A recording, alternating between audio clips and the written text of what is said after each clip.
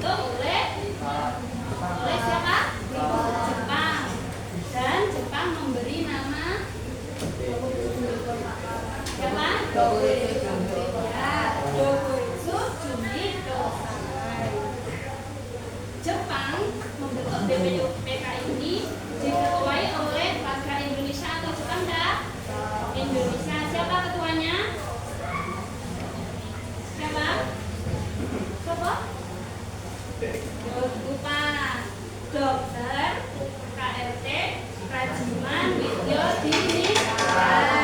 Kemudian wakilnya ada dua. Yang pertama yang kedua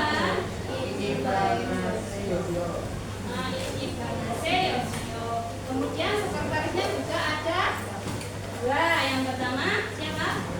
Yoyomito Masuda dan MR Akhir Rinjibyo.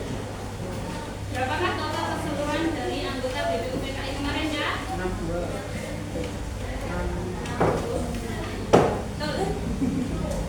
BPUPKI melaksanakan sidang sebanyak berapa kali? Yang pertama tanggal berapa?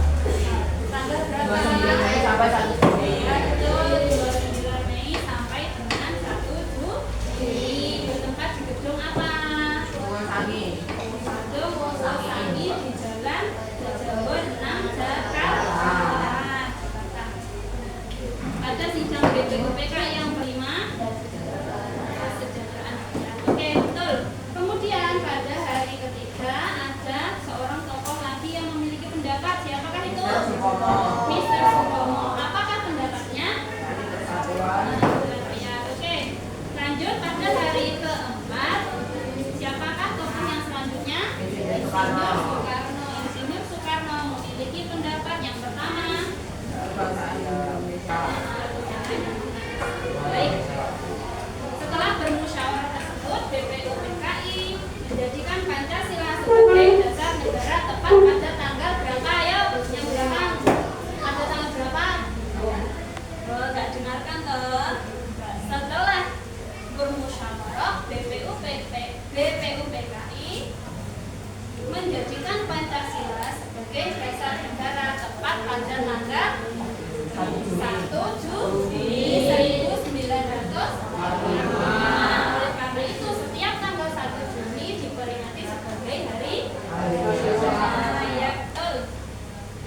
Oke, sidang kedua BPUPKI dilaksanakan pada tanggal berapa? 10 sampai 17 Juni. Ya, betul. Pada sidang ini membahas tentang apa saja dah? Bentuk negara, wilayah negara, kewarganegaraan, rancangan undang-undang dasar, ekonomi dan keuangan, pembelaan negara, serta pendidikan dan pengajaran. Ya, betul. Betul sekali.